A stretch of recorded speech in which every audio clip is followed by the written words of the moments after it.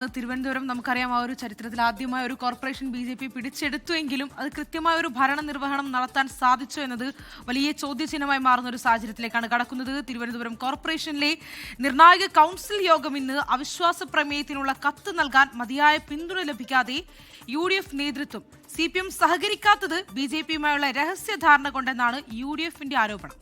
തിരുവനന്തപുരം കോർപ്പറേഷനിലെ ഭരണസമരത്തിനെതിരെ രണ്ടാഴ്ചയായി LDF സമരം തുടരുന്നുവെന്ന് വി ശിവൻകുട്ടി 24നോട്. സമയമാകുമ്പോൾ അവിശ്വാസ പ്രമേയം കൊണ്ടുവരാൻ LDF തീരുമാനിച്ചിരുന്നു. എന്നാൽ ഇപ്പോൾ UDF കൊണ്ടുവന്ന അവിശ്വാസ പ്രമേയ നീക്കം ജനങ്ങളെ പറ്റിക്കാനെന്നും വി ശിവൻകുട്ടി പറഞ്ഞു. ഞങ്ങൾ കഴിഞ്ഞ രണ്ടാഴ്ചക്കാലമായി തിരുവനന്തപുരം നഗരസഭയിലെ അഴിമതിയെ സംബന്ധിച്ചിടത്തോളം, ഭരണ സ്തംഭനത്തെ സംബന്ധിച്ചിടത്തോളം, കാപ്പ കേസ് പ്രതി കൗൺസിൽ സ്ഥാനം ഒഴിയണമെന്നുള്ള ആവശ്യപ്പെട്ടുകൊണ്ടും ഒക്കെ ഉള്ള മുദ്രാവാക്യങ്ങൾ ഉയർത്തിപ്പിടിച്ചുകൊണ്ടുള്ള സമരം നഗരസഭയിൽ നടത്തിക്കൊണ്ടിരിക്കുകയാണ്. നഗരസഭയുടെ ഇന്നത്തെ അവസ്ഥ അനുസരിച്ചാണെങ്കിൽ തീർച്ചയായിട്ടും ഒരു അവിശ്വാസ പ്രമേയം കൊണ്ടുവന്ന് ഈ നഗരഭരണത്തെ മാറ്റേണ്ടത്, നഗരവാസികളെ രക്ഷിക്കേണ്ടത് വളരെ അത്യാവശ്യമാണ്. യഥാർത്ഥത്തിൽ UDF ഒരു അവിശ്വാസ പ്രമേയം നോട്ടീസ് എഴുതി കൊടുത്ത് അത് ജനങ്ങളെ പറ്റിക്കുകയായിരുന്നു. UDF എടുത്തിരിക്കുന്ന സമീപനം എന്ന് പറയുന്നത് BJPയെ സഹായിക്കുക എന്നുള്ള സമീപനമാണ്. നിയമാനുസരണം ഞങ്ങൾ അവിശ്വാസ പ്രമേയം കൊണ്ടുവരും. ഈ കൗൺസിലിലെ താഴെയിറക്കത്തിനുള്ള അവിശ്വാസ പ്രമേയം കൊണ്ട് ആ അവിശ്വാസ പ്രമേയം അത് മതേതരത്വ ജനാധിപത്യ വിശ്വാസികളുടെ സ്വതന്ത്രന്മാരുടെയൊക്കെ തന്നെ പിന്തുണ ഞങ്ങൾ തേടും. അജ്മൽ ദിറാർ ചേരുന്നുണ്ട് തിരുവനന്തപുരത്ത് നിന്ന്. ഒരിക്കൽ കൂടി Ajmal, good morning again. Thiruvananthapuram നഗരസഭയിൽ ഇന്നും പ്രതിഷേധങ്ങൾ ഉറപ്പാണ്. അതിനപ്പുറത്തേക്ക് അവിശ്വാസ നീക്കത്തിന് അല്ലെങ്കിൽ അവിശ്വാസ പ്രമേയത്തിനുള്ള ഭൂരിപക്ഷം ഇല്ല. പ്രമേയം കൊണ്ടുവരാനുള്ള ഭൂരിപക്ഷം പോലും, നോട്ടീസ് നൽകാനുള്ള ഭൂരിപക്ഷം പോലും ഇല്ലാത്തൊരു സ്ഥിതി UDF നേരിടുന്നുണ്ട്. LDFന്റെ പിന്തുണയുടെ കാര്യത്തിൽ ഇപ്പോഴും ആ ഒരു അവ്യക്തത നിൽക്കുകയാണ്. ഇപ്പോൾ ഒടുവിൽ വി ശിവൻകുട്ടി പറഞ്ഞു വെക്കുന്നത് അവിശ്വാസ പ്രമേയം കൊണ്ടുവരാനുള്ള സമയമായിട്ടില്ലെന്നാണ്. എപ്പോഴാണ് LDF മനസ്സിൽ കണ്ടിരുന്നത് അവിശ്വാസ പ്രമേയം കൊണ്ടുവരാൻ? അതിനപ്പുറത്തേക്ക് ഒത്തുകളി എന്ന ആരോപണത്തെ ഭയപ്പെടുകയാണോ LDF? Gokul, good morning. ഈ നഗരസഭയിൽ BJP ചരിത്രത്തിലാദ്യമായി അധികാരം നേടിയിട്ട് ഇപ്പോൾ 6 മാസം പിന്നിടുകയാണ്. അവർ ഭരണത്തിലേറിയിട്ട് 6 മാസം പിന്നിടുകയാണ്.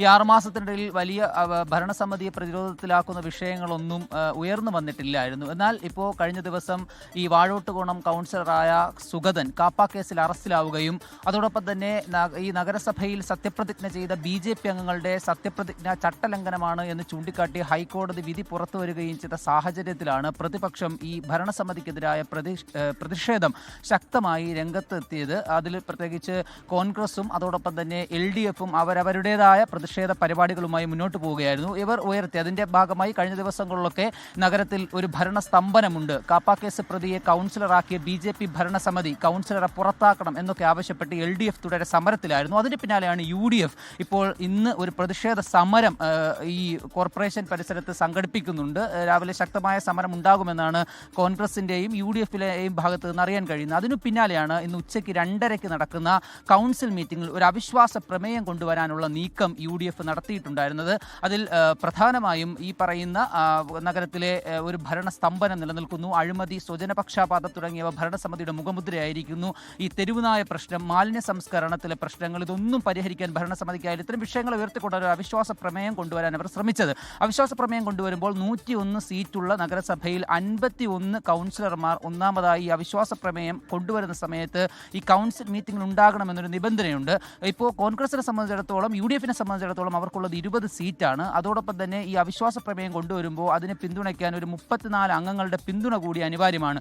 ഈ കൗൺസിൽ മീറ്റിംഗിൽ ഈ പറയുന്നത് പോലെ 51 അംഗങ്ങൾ എത്തിക്കുവാനുള്ള അംഗസംഖ്യ ഇല്ലാത്തതിനാലും ഈ 34യുടെ പിന്തുണ ഈ നോട്ടീസിന്മേൽ അവർക്ക് നിലവിൽ തേടാനുള്ള സാഹചര്യം ഇല്ലാത്തതിനാലുമാണ് അവർ LDFിനെ സമീപിച്ചിരുന്നത്. ഈ വിഷയത്തിൽ ഒരുമിച്ച് നീങ്ങാമെന്നൊരു നിലപാട് LDF സ്വീകരിക്കണമെന്ന് ആവശ്യപ്പെട്ട്. എന്നാൽ LDFിനെ സംബന്ധിച്ചിടത്തോളം ഇത് അവരുടെ നയപരമായ പ്രശ്നമാണ്. തുടർച്ചയായി നഗരസഭ ഭരിച്ചിരുന്ന LDFിനെ സംബന്ധിച്ചിടത്തോളം ഈ കോൺഗ്രസുമായി ചേർന്ന് മുന്നോട്ട് പോവുക എന്ന് പറയുന്ന അവരെ സംബന്ധിച്ചിടത്തോളം ഒരു ആത്മഹത്യാപരമായ സമീപനമാണ്. അതുകൊണ്ട് തന്നെ ആ വിഷയത്തിൽ ഒരു രാഷ്ട്രീയ നിലപാടാണ് പാർട്ടിയുടെ ഭാഗത്ത് നിന്നും മുന്നണിയുടെ ഭാഗത്ത് നിന്നും ഉണ്ടാകേണ്ടത് എന്നാണ് ഇവിടുത്തെ പ്രധാനപ്പെട്ട CPM നേതാവായിട്ടുള്ള വി ശിവൻകുട്ടി അടക്കം ഇന്നലെ നമ്മളോട് പറഞ്ഞത്. ഏതായാലും ഈ പറയുന്ന വിഷയത്തിൽ അവർ UDFുമായി സഹകരിച്ച് മുന്നോട്ട് പോകാൻ നിലവിൽ തീരുമാനിച്ചിട്ടില്ല. അങ്ങനെ പോകാൻ കഴിയാത്ത പക്ഷം ഇന്ന് അവിശ്വാസ പ്രമേയം വിജയിക്കുവാനുള്ള സാഹചര്യവും നിലനിൽക്കുന്നില്ല. ഏതായാലും കൂടുതൽ രാഷ്ട്രീയ നാടകങ്ങളും സമവാക്യങ്ങളും ഈ വാദപ്രതിവാദങ്ങളുമായി നഗരസഭയിലെയും കോർപ്പറേഷനിലെയും ഭരണം ഇനിയും കുറച്ച് നാൾ കൂടി ഇങ്ങനെ തന്നെ ഈ സാഹചര്യത്തിൽ തന്നെ മുന്നോട്ട് പോകുമെന്ന് തന്നെ നമുക്ക് പ്രതീക്ഷിക്കാം. ഗോകുൽ. ശരി അജ്മൽ, ഏതായാലും ഇന്ന് BJP-യെ സംബന്ധിച്ചിടത്തോളം നഗരസഭാ ഭരണത്തിന്റെ കാര്യത്തിലോ അല്ലെങ്കിൽ അവിശ്വാസത്തെ നേരിടേണ്ടി വരുമെന്ന സാഹചര്യം ഉരുത്തിരിയുന്നില്ല. പക്ഷേ ഈ പിന്തുണച്ചില്ല എന്ന കാര്യത്തിലൊക്കെ രാഷ്ട്രീയ ആരോപണ പ്രത്യാരോപണങ്ങൾ പ്രതീക്ഷിക്കുന്നുമുണ്ട് തിരുവനന്തപുരത്ത് നിന്ന്.